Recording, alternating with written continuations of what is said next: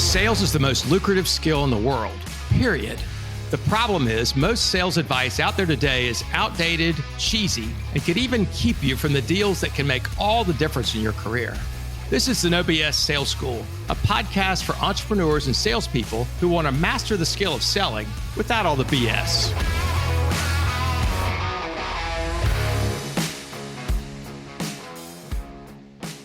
Welcome to the No BS Sales School podcast. I'm your host, Walker McKay. I want to deconstruct a coaching call that I had with a client of mine last week and see if we can bring some things out that may be relevant to you in your situation. First time I've done something like this, so we'll see how it goes. Maybe it's a disaster, but let's just try and see. So this is my friend Ann. She lives on the West Coast. She's highly creative, very, very smart, and she has been very successful at helping companies create a social media brand. That's her thing, and she's great at it. And she called me on Friday and said, can you help me with a breakup email or a breakup phone call that I need to make to this client that I just don't think they're going to be the right fit. Here's something you need to know. The problem, this is what Walker's saying to you out there. The problem your prospect brings you, the problem my client brings me, is never the real problem. It's never the real problem. I'm like, Ann, why do you need a breakup email? She said, well, we gave this person, we went through this whole sales process and we gave this person a proposal for $100,000 for this thing. And they said, well, they didn't want to spend that much. We just needed to focus on a small part of that for $30,000. And so we agreed to do that. And then they said, and they want a guarantee and they want to break it up over a couple of months and they want the right to cancel at any time. I was like, okay. And she said, I just don't want to do that. That's too much fucking work. I said, I understand. I said, what was their pain? And she laughed and she said, people don't really have pain for this stuff. It's mostly ego. Now, wait a damn minute. If you don't think ego is pain, you're missing the boat. Really, what are we doing here? What are you doing here? I said, pain is an emotional, compelling reason why somebody would make a change. I said, when you took them through the pain test, what did they say? What did you learn? She goes, well, I didn't really fully do that. I said, of course not, right? And she said, but they're just a pain in the ass. I said, you know the reason why they're a pain in the ass, right, Ann? And she said, no, what? And I said, because you didn't find their real pain. And therefore, they're not sure, they're not convinced that you're the right one to help them. Now, a lot of this is subconscious thought. Until you get somebody to share their pain, their personal, compelling reason why they have to make a change, until that comes out of their mouth, you don't have anything, right? It's when through the questions you ask, the processes you follow, that they can admit that problem has consequences and the consequences of the pain, right? What are the personal impacts of it? Or what are the personal impacts of the consequences, right? That's the conversation. She got to the point where the problem was they thought they wanted a social media brand or a better one. And she said, really, they're just competing with other people, meaning that he looks around the landscape and sees other people what he believes have a better social media brand than him. And so therefore he wants to spend money on it. And I said, there's not a real problem with that. I said, I get that. And I said, there's nothing wrong with him wanting that. And if you say it's his ego, well, listen, egos have personal compelling reasons, right? An ego is a personal compelling reason to change something. And I said, here's what I want you to do. Call him, right?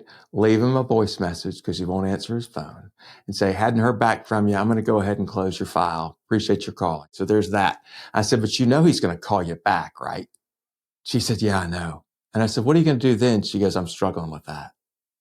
I said, okay, here's what you do. You say, do you mind? If he says, no, I want to work with you, say, do you mind if we start over then? I'm not sure that I really got to the bottom of the problem last time. And he'll probably say, sure.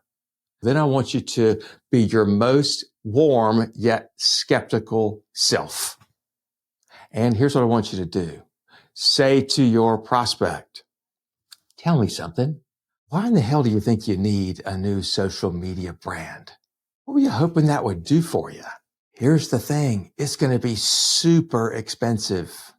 I mean, you could spend $100,000, $150,000 to hire us to do this social media brand. How in the world would you justify spending that kind of money? Right? Let him tell us. Can he justify it somehow? Because if he can't, there's no reason to continue. And then you say, here's the harder part. There's no guarantee you'll get any return on investment for this. There are no guarantees. It may not work. And you may not realize, and here's the other thing, you may not realize that it's working for 6 to 12 months after our engagement's over. How in the world can you justify that? And she's like, holy shit, I missed it. You're exactly right. If you go in, if somebody says, I think I need social media, blah, blah, blah, brand, and you say, okay, great, that's what we do. Let me tell you how we'll do that. We'll send you a proposal. Yeah, you just fucked the whole thing up. You got to get to the real reason why they want to do it. And then tell them all the reasons why it's a bad idea. May not make that big of a difference. It's super expensive. You may get zero return on investment, or if you do, it may not be till 6 to 12 months after you finish working with us. How can you possibly justify that? See, these are things they're already thinking of anyway, or they're going to come up in their thought process. Why the hell would you not bring it up? Be absolutely straight up with people. Be skeptical that they really need what you have, because your best sale is going to come when they say, I know it may not work. I know it may take 6 to 12 months, but we have to have this for whatever personal reason that person wants to have that. If they have a compelling personal reason to make a change, the real way you'll get them to tell you that is they got to defend their position. And we need to stop effing selling. We need to be disqualifying our prospects. If you can begin to think about this as a disqualification process, think about, instead of trying to sell them something, disqualify your prospects. Make it hard for them to buy. Walker, that's ridiculous. Why would you say that? Well, if you're not doing that, if they're just asking for something, you give them a proposal, what's your percentage that you're closing? If it's higher than about 45, 50%, it either means you're not in front of enough new people or you're not charging enough money. So don't be bragging about your 80% close ratio. How many people do you send a proposal to that they don't buy? Chances are it's a lot. Even if you're closing 40%, 60% or not. If you want it to stick, if you want people to follow your instructions, to actually be a good client for you, they need to tell you, I don't know how to do this on my own. I'm going to pay you to do it. And this is how it needs to work. And you can say, look, if we're going to do this, you got to do it my way. You got to do it my way until somebody's admitted pain and they've said it out loud out of their mouth, personal, compelling reasons why they have to change.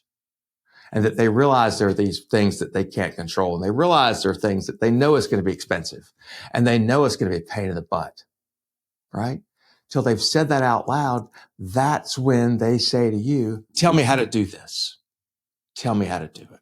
Until they're the ones that are saying, I've got to fix this. This is important. I know that there are problems with this. That's when they'll say to you, tell me how to do this. That's when they become great clients and they'll follow your way. I'm Walker McKay with No BS Sales. Who else do you know that needs to hear this to be more skeptical, to make your prospects explain to you why they really need your help? Even though they know there are going to be problems.